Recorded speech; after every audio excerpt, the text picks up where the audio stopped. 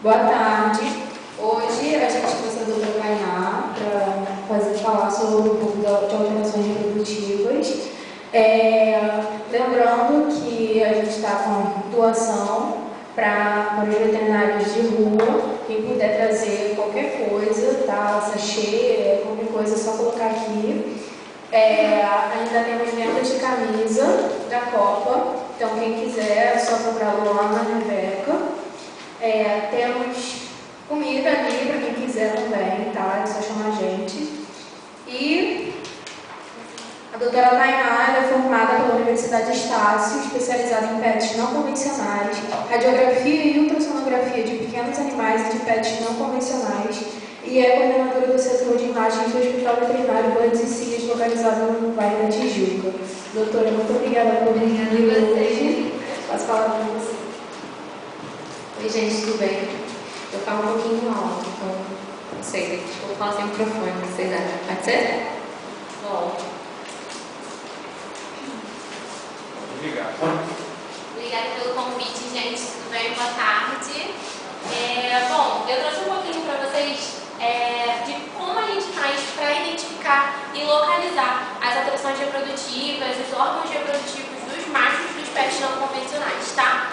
Acaba que a gente sempre fica um pouco mais limitado quando a gente entra no assunto de silvestres, porque tudo para eles é muito mais complicado. São animais menores, a literatura sempre é mais reduzida, tudo que a gente encontra é sempre mais difícil da gente ter uma referência, alguma coisa assim. Então a minha ideia é mostrar para vocês como a gente faz para localizar e como a gente faz para visualizar esses órgãos melhores e tentar antecipar algumas patologias desses tipos, tá bom? Então, para começar, eu sempre gosto de falar um pouquinho sobre as vantagens da Ultra, tá? É sempre importante a gente frisar. A Ultra é um método não invasivo ou minimamente invasivo. A gente chama de minimamente invasivo quando a gente precisa de fazer uma biópsia, uma cistocentese, uma punção, qualquer coisa que a Ultra consiga guiar esse procedimento. Então, a gente sempre prefere que a Ultra esteja ali localizando onde você está perfurando. Porque a chance de você palpar uma estrutura e você pegar uma estrutura errada, fazer uma punção e mandar para uma análise, e às vezes não ser o que realmente quer analisar, é muito grande. Então, a Ultra é sempre importante para ajudar a gente a localizar essa estrutura, tá?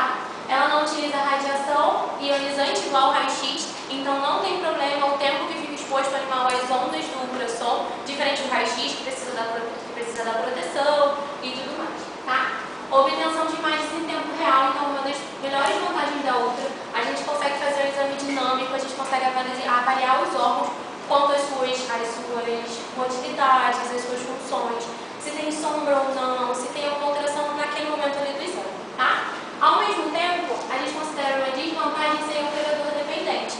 Então, ao mesmo tempo, a gente depende do ultrassonografista visualizar aquele órgão, diferente da radiografia, que você bate uma imagem do membro, do tórax, do abdômen do animal, você tem as estruturas visíveis ali. Se tiver alguma alteração, qualquer pessoa é capaz de chegar ali e dizer que tem um órgão aumentado, um órgão alterado, alguma lesão. Na Ultra, se a gente não passar no que está alterado, a gente não vai saber que tem. Então, a gente precisa sempre visualizar todas as estruturas, tá? Então, isso eu vejo como um lado negativo, porque a gente depende de conseguir chegar naquilo ali para visualizar melhor, tá? Então, uma coisa muito importante, a Ultra não avalia a função dos órgãos, sempre a morfologia dos órgãos. Então, se viu uma alteração na Ultra em rim, fígado, a gente sempre pede para associar com outros exames. Seja a tomografia, que é muito melhor hoje em dia para a gente visualizar se tem suspeita de uma neoplasia, ou até mesmo exames laboratoriais. Então, histopatológico, exames de sangue, ajudam muito a gente. A gente nunca pode dizer numa Ultra que tem um cisto, um nódulo benigno ou maligno. A gente nunca pode escrever isso numa imagem de um ultrassom, tá? Então, a gente sempre coloca como vascularizado, não vascularizado, cavitário, com líquido, sem líquido, são vários nódulos, poucos nódulos, e a gente sugere correlacionar com outros exames. A gente nunca pode se comprometer a isso, tá? Não necessariamente, uma dúvida que sempre tem. Neoplasias vascularizadas são malignas, tá? Não necessariamente, isso não quer dizer nada. Então, pode ser uma benigna com um vaso passando ali no meio. A gente fala que tem vascularização e é maligno, mas isso não tem nada a ver, tá bom? Então, uma desvantagem da nossa rotina clínica de pets não convencionais é que os pacientes, na maioria das vezes, são muito pequenininhos. Então, diferente de um zoológico, por exemplo, que a gente lida com selvagens maiores, mais fácil de visualizar as estruturas, com a rotina de um hospital de silvestre, normalmente a gente lida com hamster, lida com geckos, com um pouquinho da Índia, coelhos, então acaba que as estruturas, consequentemente, são menores também, tá? E para a gente começar a falar um pouquinho das alterações, eu preciso só passar para vocês uma das poucas definições que a gente tem na Ultra, que é em relação à ecogenicidade. Alguém já tem noção mais ou menos do Ultra, termos? Sim? Então eu preciso definir isso com vocês para a gente conseguir conversar melhor, tá? Então a gente quantifica a ecogenicidade, que nada mais é que a cor, o tom do cinza ou do preto ou do branco que a gente está vendo na Ultra, em 4 classificações: anecogênico, isoecogênico, hiper e hipoecogênico. Eu vou mostrar para vocês como é que fica cada um deles. Então, isso é uma imagem de um conteúdo anecogênico. Vou ver aqui para trás para vocês. Aqui é uma bexiga, e a bexiga é repleta de líquido. O líquido ele não forma imagem quando a onda do ultrassom bate nele. Então, por isso que ele forma um conteúdo preto, o famoso anecogênico. Então, a gente nunca vê nada. Então, vesícula biliar, vesícula urinária, cistos, normalmente vão formar uma imagem preta, tá? Então, normalmente, na maioria dos casos, existe um artefato que quando tem um líquido em cima, embaixo fica muito mais branco, porque como ele não consegue gerar a imagem, gera como se fosse uma reverberação do ultrassom. Então ele forma uma imagem sempre mais branca embaixo, tá? Então esse é o conteúdo anecogênico. Esse é o conteúdo isoecogênico. O isoecogênico é quando ele é similar à ecogenicidade do mesentério, ou dos órgãos ao redor, ou das estruturas ao redor. Então aqui a gente tem uma massa, que está definidinha até aqui assim mais ou menos. E a gente vê que não tem muita diferença de classificação de cor entre o mesentério e a estrutura lá em cima. Então a gente considera uma estrutura isoecogênica, tá? Hiperecogênico, então, aqui nós temos uma bexiga e aqui nós temos um cálculo, tá? Pode ser um cálculo, pode ser uma mineralização. Então a gente considera ele hiperecogênico em relação ao meio, em relação ao órgão. E para fechar, o hipoecogênico, esse é um fígado, tá? Fígado, vesícula biliar aqui em cima. Ele fica hipoecogênico em relação ao meio. Lá em cima está um pouquinho mais branco. Ali é o mesentério, gordura, parede. Então a gente vê que ele está se destacando, os vasos ficam mais marcados, então eles ficam mais hiperecogênicos em relação ao órgão. Essas definições a gente pode usar para descrever o órgão, então é o fígado hipoecogênico, tá? Ou a gente usa para comparar um ao outro. Então o baço ele é mais hiperecogênico do que o fígado. Então a gente pode usar para correlacionar. A gente usa muito isso para as pessoas se localizarem na estrutura que a gente está vendo. Tá bom? Alguma dúvida? É muito louco, né? Mas vai dar certo no final. Vamos lá. Então, para a gente começar, ultrassonografia reprodutivas em roedores e lagomorfos. Acaba que essa é uma das maiores rotinas da clínica, tá? De pets não convencionais. Então, é o que a gente mais vai pegar. Mas, basicamente, essa parte de coelhos, porquinhos da Índia, acaba que tudo vale para eles, tá? Depois eu vou separar por espécie, mas, basicamente, de maneira geral, o testículo, então, ele tem uma textura homogênea, discretamente granulada. O que é isso? Granulada é exatamente isso, como se fossem grânulos. Ela não fica uma textura limpa, lisa. Ela é homogênea, ela não tem cistos nem nódulos, então ela é homogênea, mas ela é granulada, então ela não fica uma imagem lisinha, ela fica com grânulos na imagem mesmo. Vou mostrar pra vocês depois. E ela tem uma média ecogenicidade, então ela não vai ser um órgão branco nem um órgão preto, né? Falando de maneira chula pra vocês entenderem. Ele é neutro. Ele é um órgão que está ali parecido com a ecogenicidade do redor, tá? O epidídimo, então, ele aparece hipoecogênico. Ele não é tão fácil de ver e não é sempre que a gente consegue ver, tá? Mas ele em sua anatomia normal, dependendo do órgão e do animal, a gente consegue ver. Então ele aparece embaixo bem fininho, hipoecogênico, então ele aparece mais escuro, tá bom? A próstata, ela é sempre caudal à bexiga, a mesma coisa dos cães e dos gatos, tá? A diferença é que ela somente é visualizada em pacientes férteis. Em cães e gatos, quando o animal é castrado, ela fica diminuída, mas é possível de conseguir visualizar. Às vezes de uma forma mais difícil, mas a gente ainda consegue identificar o que é a próstata e o que não é. Até porque nos machos tem a uretra, que ajuda a gente. Então, se acompanhar a uretra, a próstata ela fica em volta da uretra, tá? Mas no caso dos silvestres, ela só vai ser vista em pacientes férteis. Se castrou um coelho, é muito difícil de ver, a não ser que ela tenha alguma alteração, tá? Em relação a neoplasias testiculares, eu sempre friso bastante isso, porque acaba que quando você fala de uma ultrassonografia abdominal, às vezes na correria do dia a dia você passa direto pelo testículo. Só que neoplasias testiculares podem levar a metástases pulmonares, então é muito importante avaliar sim o testículo. Às vezes a gente passa despercebido, mesmo que às vezes não fique uma imagem muito boa. Dá uma olhada, se tiver um cisto, um nódulo, vai estar evidente. Faz a medida, vai dar diferença. Então é bem importante avaliar os testículos dos bichinhos que não são castrados, tá? Então aqui eu botei uma imagem para vocês. Essa da letra A é um testículo no corte longitudinal, então a gente corta ele ao longo dele, tá? Então ele fica com esse formato ovalado. ali no meio, na seta e as setinhas amarelas, ele normalmente sempre tem uma marca de uma linha hiperecogênica, é a classificação do testículo. Se está na dúvida se é ou não, normalmente sempre tem uma linhazinha bem marcada, branquinha no meio dele, tá? E aqui é um corte transversal, então o testículo aqui a gente corta ele na metade assim, então a gente está vendo ele de baixo. Aqui no meio, o conteúdo anecogênico, então é a bexiga, testículo esquerdo e testículo direito. Vocês percebem que a textura é meio granulada? Ela é pontilhadinha, ela não é lisinha, bonitinha, igual um braço, que é direitinho, tá? Então esse aqui é o corte transversal e o corte longitudinal. E essa imagem aqui, tem que forçar um pouquinho assim, a gente vai acreditar que tem uma próstata aqui, tá? É bem difícil de entender. Mas esse círculozinho amarelo aqui, tem uma próstata aqui. É isso, aceito. Tem uma próstata aqui. É muito difícil de ver, tá? Essa daqui, na verdade, não é nem de um coelho, ela é de um ferret, tá? Mas eu botei mais pra mostrar a vocês, tá bom? Então aqui é a bexiga, ela sempre caudal a bexiga.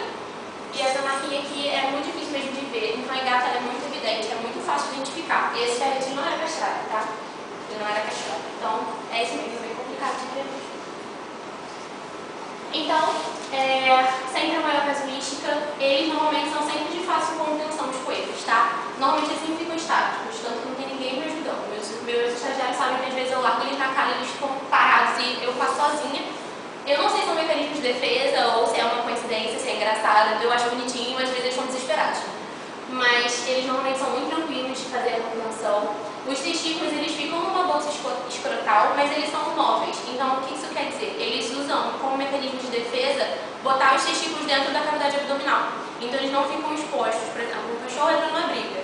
Se tiver com o testículo para fora, se ele for mordido ali, já era, acabou. O mecanismo de defesa de roedor é esconder os testículos dentro da cavidade abdominal, tá? Então, normalmente, quando eles estão com muito medo, muito agitados, muito assustados, quando eu deito eles na cara, o testículo entra. Então, para conseguir avaliar, é muito ruim. O que eu gosto de fazer? Deitar ele, fazer a avaliação abdominal, boto em posição anatômica normal, ele vai dar uma relaxada, e aí depois eu deito e consigo fazer a avaliação do testículo melhor, tá? Então, ele é muito bem definidinho e a mensuração dele também é muito fácil, é muito tranquilo da gente conseguir visualizar.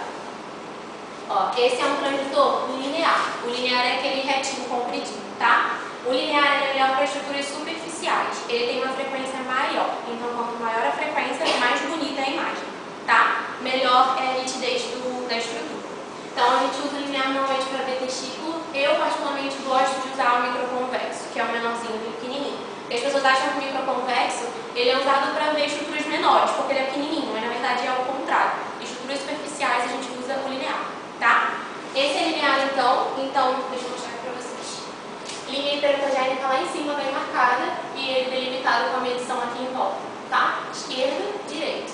Esse direito não ficou uma imagem muito boa não, mas a linha hiperecogênica bem ali no meio. O meu transdutor linear ele costuma deixar a imagem bem escura, porque eu gosto de fazer o exame com a imagem bem preta.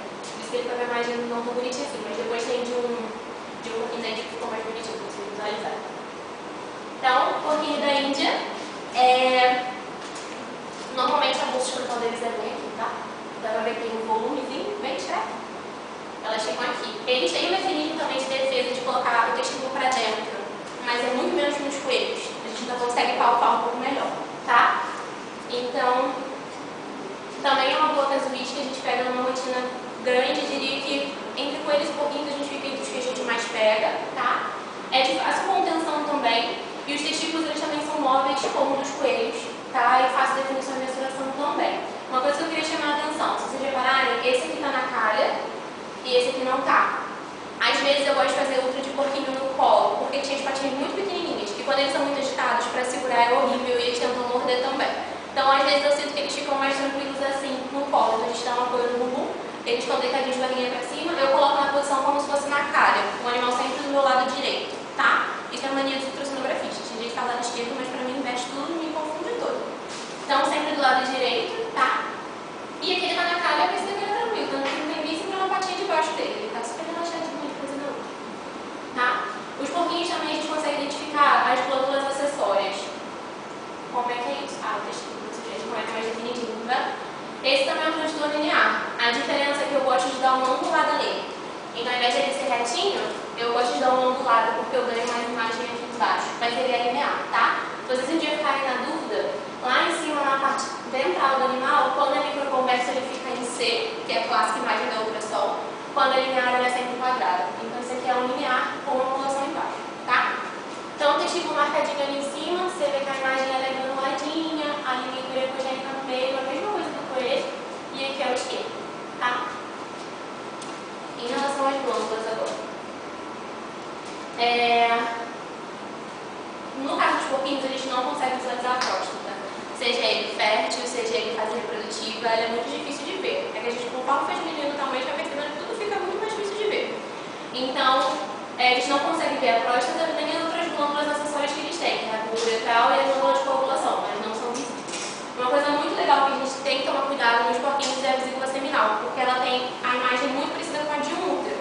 Então, às vezes, você está fazendo um útero no filhote, você vê uma vesícula seminal, você fala, meu Deus, isso é um útero ou isso é uma vesícula seminal? E bate uma dúvida mesmo, tá? A diferença é que o útero ele é maior, ele é mais grosso, ele é mais espesso, ele tem uma dilatação maior, tá? E não tem líquido dentro. A vesícula seminal, ela naturalmente, ela é hipoecogênica, então ela é pretinha mesmo. E ela é bilateral, ela vem por baixo da bexiga e sobe igual os pomos uterinos, igualzinho, tá? Vou deixar a imagem pra vocês, ó. Bexiga e a vesícula seminal. Parece um pomo uterino, né? Bem pretinho, tá? Mas a bexiga tá aqui embaixo. Vocês veem como é que a imagem já fica feia, né? Porque o animal fica menor. Então a definição da imagem ela não é muito bonita. E fazer ultra de pet convencional é isso. Vai ter dias que vai pegar um pouquinho de uma imagem maravilhosa e vai ter dias que eu não consigo ver nada. Porque se ele estiver cheio de gás, eu já não consigo ver metade do que eu veria se não tivesse. Tá? Das chinchilas. Essa na verdade era uma fêmea, ali em cima ela estava grávida, ela não sabia. Aí dá pra ver o filhotinho dela ali em cima. E ela estava digitando, inclusive, na parede. Bom, então, acaba sendo uma baixa rotina mais pela frequência de atendimento mesmo, então não é muito normal a gente pegar. Mas eu diria que a de uma moderada é difícil com tensão, porque a chinchila, quando ela é muito dócil, ela é muito dócil. Agora, uma chinchila que é arítica, já era, acabou, não consegue pegar nela, e aí ferrou, né, Marcelo? A gente sobe. Chuta, esperneia, aí ela te morde, é desesperador. Mas essa ela era mansinha. E os testículos são móveis, eu não botei imagem aqui, mas é igualzinho de um pouquinho dentro de um coelho. É bem em volta ali da região genital mesmo, tá? É igualzinho. Mesma coisa, mecanismo de defesa e tudo mais. Chinchila eu particularmente gosto de fazer só no colo, porque elas são muito frágeis. Então qualquer chute que ela der, você estiver tracionando a pata dela, a possibilidade de dar algum problema ali, de deslocar a pata, fraturar a pata, é muito grande. Então a gente sempre evita problemas. Então ela fica mais tranquila assim, deixa ela assim, não tem problema nenhum, tá? Hamster. Esse aqui é um gerbil, tá? Eu diria que é difícil visualização dos órgãos reprodutivos e de difícil contenção pelo tamanho. É muito complicado, tá? Muito difícil. Eu, particularmente, gosto de fazer sozinha, tá? Porque eu acho que, às vezes, é muita mão segurando um bichinho muito pequenininho e o transdutor é do tamanho dele. Então, fica o transdutor aqui até a parte de baixo e eu não consigo explorar a cavidade. É um animalzinho que eu não consigo fazer uma varredura boa. Eu mexo para os lados e para cima, e só. Eu não tenho o que fazer. Então, normalmente, eu gosto de fazer sozinha. O problema é que, com a mesma mão segurando a mão, eu friso a imagem. Então, é meio complicada a situação, mas é complicado, exatamente. Porque não é um cílio anão. Gente, uma vez o Arthur, que veio ontem, chegou pra mim e falou assim, então, suspeita de cistite no hamster, veio um cílio. Eu falei, tá, e aí, o que eu vou fazer? Eu falei, se eu ver a bexiga, não é cistite. Se eu não ver, tá cistite, tá tudo bem. A sorte é que a bexiga tava tão cheia, que tava obstruída. Então, metade da barriga do hamster era bexiga. Quando eu coloquei, eu falei, tudo obstruído. É isso, acabou, tá resolvido, só tem bexiga. E aí, como é que você desobstrui o hamster, né? Aí, realmente, é o famoso, já não é mais problema meu. Então, eu relevei e falei, Arthur, é isso, tá obstruído, seja o que Deus quiser. Vai que é tudo. Vai que é tudo, é isso. Mas é muito complicado, tá? Diria que nesses animais é muito fácil ver bexiga, alça intestinal e parte reprodutor feminino. Então, se tiver piometra, vai estar igual um cão e um gato, vai estar com líquido dentro, bem repleto, subindo ali para perto dos rins e estômago. Não tem muito o que ver nesses animais, é muito complicado, tá? A não ser que seja um tumor de fato. Twister. Então, o twister acaba que é um pouquinho mais fácil de fazer, os testículos são bem visíveis, então o twister que não é castrado chega a ter um testículo às vezes maior que o de um porquinho da Índia. Então, às vezes é bem fácil da gente conseguir visualizar, mensurar, fazer uma avaliação melhor. Diria que é uma difícil contenção porque eles são muito maleáveis, né? Então, basta o movimento que eles se escondem e a gente não consegue pegar de novo. E o mecanismo de defesa deles é vai urinar e defecar. Então, às vezes, fica ele tentando fugir, eu tentando fazer a outra, ele morde a estagiária, aí faz xixi, a estagiária, xixi, solta ele sai correndo, é desesperador. Mas, no final, eu prefiro fazer em twister porque eu consigo explorar melhor a cavidade deles do que no hamster. No hamster, eu sou extremamente limitada a posicionamento do transdutor. Às vezes, num cílio, eu boto um microconvexo que é desse tamanho, ele abraça o microconvexo e fica lambendo gel. O que eu vou fazer nesse bichinho? Eu não tenho o que fazer. Aí, às vezes, eu dou o gel pra ele lamber pra conseguir fazer alguma coisa melhor. Tá? Mas, testículo de twister é muito bom de visualizar. Ele é igualzinho de correndente, porque ele é grande. Mas quando é castrado, não dá pra ver próstata, não dá pra ver nada. Porque tudo diminui, não tem influência hormonal. E como já é tudo muito pequenininho, diminui, a gente não consegue avaliar nada. Tá? Hedgehogs. Eu sou apaixonada por esses bichinhos. Por incrível que pareça, os testículos deles são muito visíveis, tá? Eles não ficam em bolsa escrotal. Eles ficam dentro da cavidade, mas eles saltam de uma forma que dá pra você palpar e fazer uma outra muito tranquila, tá? Qual é o problema deles? Os espinhos e porque eles precisam ser sedados. Então, a não ser que o animal esteja muito debilitado, muito prostrado, e ele já esteja nessa posição de relaxamento, que ele se abre todo, a gente só vai sedando, tá? Esse acatatal, ele tá sedadinho, mas ele não quis se entregar muito, então ele tava super esperto no que estava acontecendo. O acatatal tem problema de adrenal, então ele tá sempre fazendo acompanhamento com a gente lá, tá? Então, eu acho fácil a visualização, mas a manipulação dele só é difícil por essa questão de ter que sedar e ter os espinhos. Então, fora isso, é muito tranquilo de fazer, é uma outra muito bonita, os rins são perfeitos, fígado, dá pra ver a avaliação como se fosse um coelho, é muito bonitinho de ver, tá? Mas os testículos realmente é porque o catatal ele já é castrado, aí não vou ter mais dos testículos dele. E os ferrets, tá? É engraçado porque todos os órgãos dos ferrets são alongados, igual a ele. Então é tudo muito bonitinho, eles são fininhos e compridos, tá? Mas são de fácil contenção, são muito tranquilos, fácil visualização. E no caso deles, a próstata não pode ser visualizada sem alterações, seja ele castrado ou não. Às vezes ele não castrado, ele fértil, em fase reprodutiva, a próstata não é visível, então a gente não consegue ver. Então, se não tiver problema, a gente não vai ver. Então, a gente bota que não tem alteração no laudo, pra gente saber que não tem nada demais pra ver. Então, se tivesse, a gente sempre fala que se o órgão tiver qualquer problema, vai ser muito fácil de ver. Um órgão com cisto, com um nódulo, uma massa, com líquido, sempre vai ficar mais evidenciado. Então, não tem como você passar despercebido por aquilo ali. Se não do nada, porque tá tudo bem. A gente acredita que esteja tudo bem, né? Alguma dúvida quanto a roedores automórficos? Não. Roedores automórficos é o que eu consigo explorar mais, porque a gente consegue ver melhor os órgãos, manipular melhor, tá? Agora vamos para as aves. O famoso mito da ultrassonografia em aves. Meu Deus, isso é um desespero. Inclusive, a gente está começando a botar isso um pouco lá no hospital agora, porque eu falei, não, vou fazer outra em ave, porque não é comum de se passar. Mas eu vou explicar para vocês por quê. Normalmente a gente sempre correlaciona com ultrassonografia, tá? Com radiografia, desculpa. Por quê? É muito mais prático e eles são pequenininhos. Então a possibilidade de a gente fazer um raio-x, ver tudo que está acontecendo ali é muito grande, tá? O que normalmente a gente faz? Viu uma estrutura alterada, viu um aumento ali que a gente não sabe o que é, viu um fígado que está aumentado, mas já está tratando há 3 meses e não melhorou. Aí normalmente a gente faz a ultra. Nunca a gente faz a ultra de primeira, fazer uma ultrassonografia porque o animal está vomitando. É muito difícil. A gente faz um raio-x e vê o que está acontecendo. Não resolveu, a gente associa a ultrassonografia, tá? Mas, por que isso tudo? Porque tudo é muito complicado de fazer nas aves, ainda mais numa casuística de silvestre que é calopsita. Então são muito pequenininhos, é muito difícil de ver. Normalmente ultra em aves é melhor fazer tucano, arara, cacatua. São maiores, então as estruturas são mais fáceis de serem visíveis, tá? Então uma coisa muito interessante, que por um lado o bichinho é ruim, mas quanto mais estruturas estiverem alteradas, melhor essa visualização. Por quê? Porque se tiver um fígado muito aumentado, ele vai deslocar o saco aéreo. Quando ele desloca o saco aéreo, ele tira, porque o saco aéreo, quando ele tem ar, eu não consigo formar a imagem. Então imagina um cachorro cheio de gás, já viram para dar hospital antes de fazer ultra em cachorro e gato? Porque o gás não deixa formar a imagem, ele forma um raio branco. E ele não forma a imagem do que está embaixo. Imagina uma ave que é cheia de saco aéreo, da cervical até a parte da parte de baixo, né, da pelve. Então é muito complicado de ver. Então, quando ele fica muito grande, a gente desloca o saco aéreo, então isso me facilita querer ver uma imagem melhor e às vezes eu consegui fechar um diagnóstico mais fácil.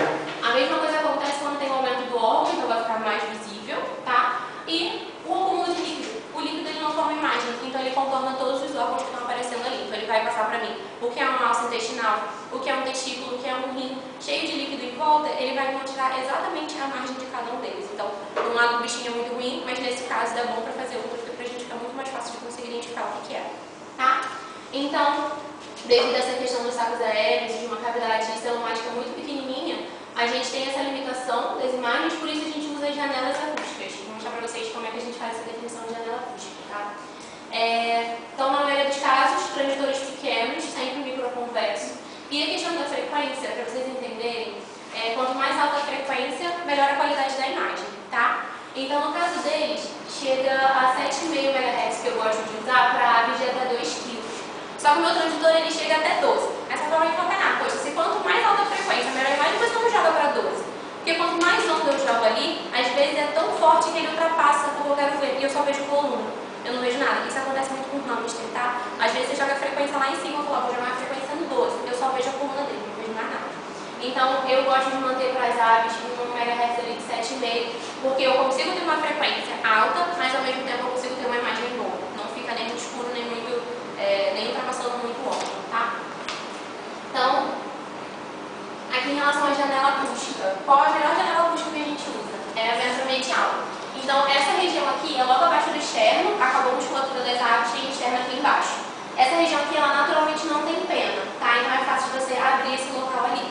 O que eu gosto de fazer? Eu gosto de jogar um pouquinho de álcool, porque o álcool ele tira o ar, o gel, se eu tacar o gel ali em cima e tiver o ar ali embaixo, até o gel entrar em contato, ainda vai ter um ar ali e não forma imagem pra mim. O álcool ele tira as penas e tira a superfície de ar, então depois eu jogo o gel e me facilita muito mais a ver a imagem, tá? Transitor microconvexo, então, a gente entra bem embaixo ao externo e basicamente a gente só vai fazer isso nas aves. Tainá, o que vai mudar então? A posição do meu transdutor, tá? Normalmente o transdutor, um gato coelho, o transdutor, não sei se vocês já tiveram contato com o transdutor, ele tem um marcador de um lado. A gente sempre apoia esse marcador para a cabeça do animal, então a gente faz sempre cortes longitudinais, né? Cortando os órgãos ao comprido. No caso das aves, a gente vai usar ele em corte transversal, a gente vai usar ele deitado, tá? Com a marcação ao invés para a cabeça, para a esquerda, tá bom? Então, como é que a gente vai fazer?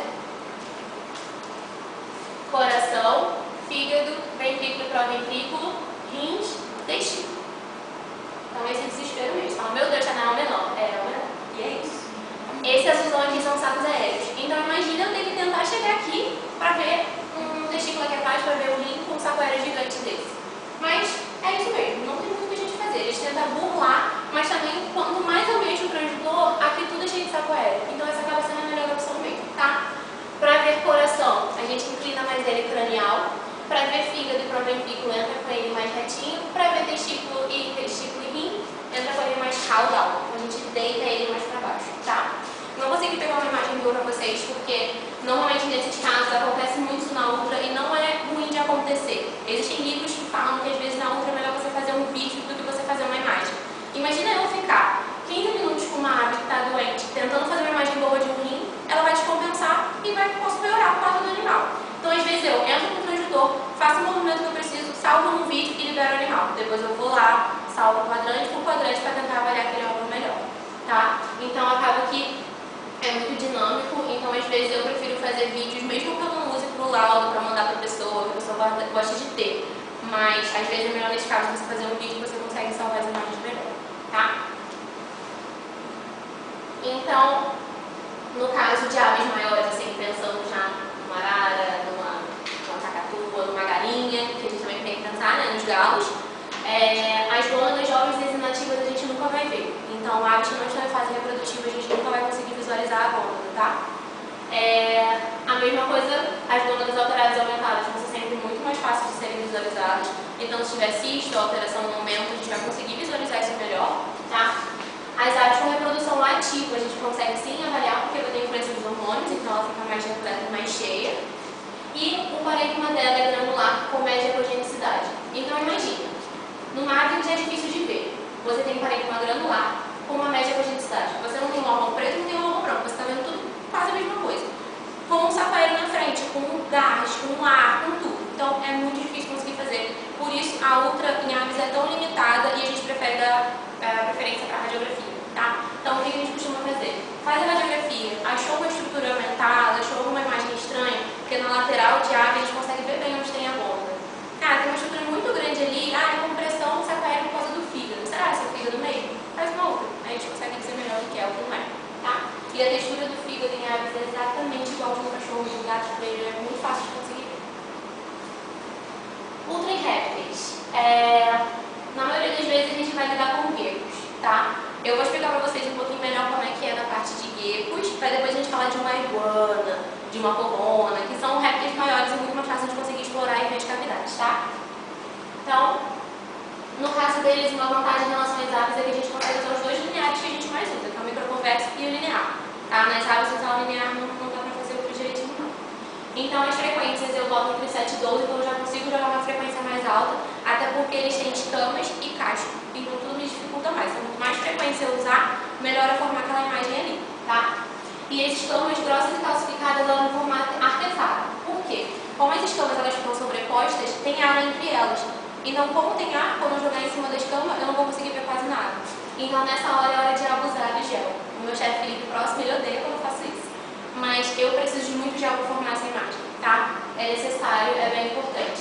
Então, não poupem o gel nesse momento, tá? Boa tarde.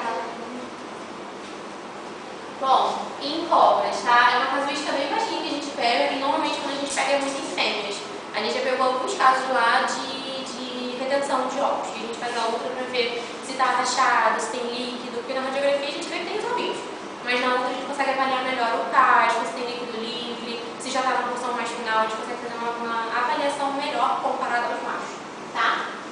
Mas, então, ele é difícil de visualização, ele fica no terço caudal da cavidade celomática. Então, a gente tem os rins aqui e os testículos aqui, tá? O direito ele é mais caudal mesmo do que o esquerdo ele é mais para cima.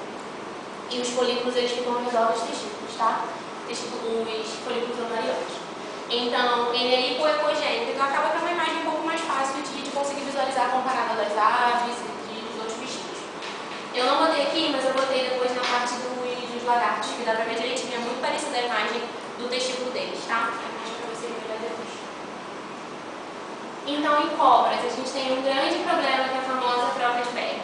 Por quê? Quando tem a ecdise, a pele que está solta ali, ela cria um ar e cria um vácuo entre o animal e entre a pele. Então, como é que eu vou conseguir formar mais se a gente não pode tirar a pele e eu vou ter que fazer atrito para fazer a ultrassonografia? Então, a gente fica num dilema muito grande. Dependendo do grau da ecdise dessa cobra, eu não consigo fazer o exame, então a gente tem que adiar o exame. A gente fala que não tem como fazer, espera acabar a ecdise e a gente faz o exame, ou às vezes a gente pega já na metade do corpinho, a gente faz até onde dá e fica por isso mesmo. Saiu toda a pele, a gente vai fazer no final, depois com calma, tá? Porque ele cria realmente essa camada de ar. E existe uma outra questão de posicionamento também delas, que nas pequenininhas é até um pouco mais fácil de acontecer. Mas normalmente nas boias, nas maiores, quando você deita elas de barriga para cima, quando você faz a força com o transdutor para fazer a imagem, ela tem os órgãos muito soltos, então eu pressiono e eles vão para outros lugares, então eu não vejo nada. Então às vezes eu fico sambando com o transdutor ali achando que eu não estou vendo nada, mas na verdade é que a gente faz muita força. Então o que eu gosto de fazer? Eu gosto de deixar elas na posição anatômica normal, e aí eu vou levantando cada parte que eu preciso ver, eu vou fazendo pela lateral. O problema são as costelas. Então a costela me atrapalha muito. Então às vezes eu levanto a parte que eu preciso ver, boto o transdutor, vou para outra e vejo o transdutor também. Porque se deitar ela toda, os órgãos são muito soltos dentro delas, e para avaliar tudo é muito complicado, tá? Então, dos jabutis. Vamos lá. O testículo ele fica aqui, ele é muito pequenininho. Aqui é o fígado, cavidade celomática, fígado, testículo e o rim mais alongadinho embaixo, tá? Aqui de ladinho é a mesma coisa. Testículo e o rim alongadinho aqui embaixo. Então, o grande problema desses bichinhos é o casco. Isso me limita muito ao exame. E outra coisa que me limita muito ao exame é o tamanho. Se eu pegar um muito pequenininho, eu não consigo entrar com o transdutor. E eu só consigo fazer com microconvexo. A não ser que seja um jabuti igual um dinossauro, que eu consigo entrar com linear. Mas mesmo assim é muito difícil, porque eu preciso desse espaço que eles têm das patas. Uma vez assim que eu comecei, eu queria fazer de todos os bichos silvestres. Aí eu peguei o jabuti da Samira e ele era do tamanho médio. Eu coloquei o transdutor e ele fechou a pata. O transdutor ficou preso. E ele travou, ele entrou no casco. Aí ficou o casco, o transdutor e tudo preso. Falei, gente, ferrou. Estraguei o transdutor, com desespero ele relaxou, eu tirei. Então sempre avalia realmente se dá pra fazer, se o animal vai estar relaxado. Normalmente jabutis, eles ficam mais agitados quando a gente segura eles no ar. Então a patinha fica mais solta. Eu gosto de fazer assim, porque ele relaxa o membro. Quando eles estão na mesa, eles jogam o membro pra trás.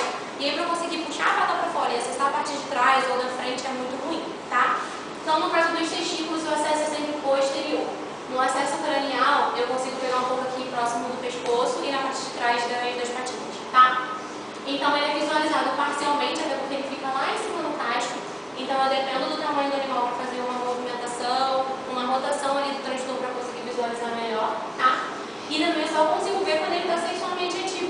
não está na fase de reproduzir, não tem influência hormonal, o testículo está menor do que ele já é. Então, para eu conseguir visualizar e ver, é muito ruim, tá? E ele sempre caminhar ao rim. Então, uma coisa que ajuda muito, o famoso banho-maria, né? Às vezes a imagem, ela ajuda a formar a imagem, ela ajuda a formar o ultrassom, a água, igual é quando tem líquido na cavidade. Então a água, ela ajuda a formar a imagem. O que o pessoal às vezes faz? Coloca eles numa bacia e bota o transdutor dentro da água, igual é a ultrassonografia de peixe. Não sei se vocês já viram que o pessoal faz isso. Então o que acontece? Coloca ele numa bacia, coloca o transdutor dentro da água. A única questão é ver se esse transdutor ele pode ser molhado ou não, tá? Para não estragar o aparelho. Outra coisa que é muito legal e que dá muito certo é o dedo de luva de gel. A gente pega uma luva de látex, coloca muito gel dentro, muito mesmo, deixa ela bem repleta e deixa esse gel, esse dedinho cheio de gel. A gente encosta no membro que a gente quer ver e bota mais gel em cima. Então, mais uma vez, deixa usando e abusando do gel. O gel ele ajuda a gente a formar a imagem. Se não tiver o gel, não adianta, não vai formar. Então, tem muito gel dentro da luva, muito gel no transdutor e a gente consegue ver mais porque ele impede a formação das bolhas e diminui essa tensão do ar ali nas patinhas deles. Então, dos lagartos, essa é uma coluna e plugueiro. Então, mais uma vez, o problema do tamanho. Olha o tamanho em relação ao transdutor e a cavidade do animal. Eu não consigo explorar muito esse animal. E ele tem as escamas, então é tudo muito mais complicado de conseguir fazer uma varredura. Então, eu gosto de fazer o linear porque eu tenho mais atrito com o corpo do animal. Então, o microconvexo, às vezes, ele forma a imagem só no meio e do lado fica um borrão preto. Então, o linear eu consigo mexer nisso melhor, tá? Sempre tomando muito cuidado com a frequência também, porque eles são muito pequenininhos. Então, às vezes, eu botar a frequência muito lá em cima, eu só vou ver a coluna e bate o reflexo do osso, eu não vejo nada, tá? Então, sempre correlacionar também com a radiografia, por ser um animal muito pequeno, eu não consegui fazer uma varredura muito boa dos órgãos. Eu gosto sempre de pedir para associar. A contenção acaba sendo fácil, né, quando eles são tranquilos, quando não são também é bem complicado de ser feito. E as limitações significativas das imagens por causa do tamanho. Agora, para vocês terem uma noção, olha a diferença desse exame aqui. É um iguana, tá? Então, assim, tá relaxadíssimo, deitadão, fazendo a outra dele. Nesse animal é o mesmo transdutor. Olha a diferença do tamanho. Como é que eu consigo explorar muito melhor? Bexiga, fígado, rim, as gônadas, tudo. Eu consigo explorar isso muito melhor. Então, depende do animal. Às vezes a espécie é a mesma, a característica é a mesma, mas a espécie em si ali do animal, o guia ou o lagarto, é totalmente muito diferente, tá? Então, ultra de silvestre é a rotina mesmo. Você pegar todos eles para entender a diferença da anatomia de cada um, tá bom? Então, aqui para vocês verem a imagem, é bem parecida com a outra que eu falei com vocês. Aqui no esportinho pericogênico, branquinho, é a coluna deles, tá? Ali embaixo é a musculatura e lá em cima numa textura mais homogênea. Olha a diferença da textura do testículo de um coelho para a textura deles. Ela é mais lisinha, ela é mais límpida a imagem, não é aquele grânulo todo estranho cinza. Então ela é bem limpinha e ele está marcadinho, mais escuro, e ele é mais hipoecogênico, então ele é mais escuro, é mais fácil de a gente conseguir visualizar comparado aos outros, que era tudo a mesma ecogenicidade e é muito difícil conseguir ver. Aqui é a mesma coisa, só que aqui está no corte transversal, que a gente está cortando ele ao meio, tá? Então, os dois testículos aqui é a mesma coisa, aqui é a coluna aqui embaixo passando, coluna vertebral, musculatura e os dois testículos aqui em cima. E é isso. Acabou. Obrigada. Alguém tem alguma dúvida, alguma coisa? De rotina? Pode ser de outras coisas também. De fêmeas. Como é feita a contenção das cobras? Das cobras? Não. Então, normalmente, eu não gosto de conter, não. Eu deixo na mesa, deixo e vou me adaptando ao que elas... Ainda mais que eu gosto de fazer com ela na posição anatômica mesmo. Se você for fazer de uma jiboia, um peixe muito grande, às vezes o pessoal põe no pescoço e se for a pessoa fazer a ultrassom. Mas eu gosto de deixar na mesa e fazer as coisas direitinho mesmo. Tá? Mais alguma dúvida? Não? É isso, gente. Tá bem. Linda! Gente, é meu chefe. Cheguei aqui com sua foto. Bom, deixei aqui pra vocês também o meu Instagram. A gente tem, eu e a Rafaela, a gente tem um Instagram de ultrassonografia, então a gente posta vários casos legais, rotinhos diferentes, imagens diferentes. E alguns casos rotina lá também. Vocês podem acompanhar a gente e ver um pouquinho do nosso trabalho.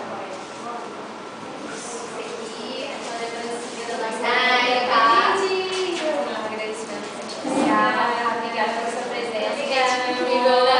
Sou apaixonada por ultra, eu sou eu. Obrigada.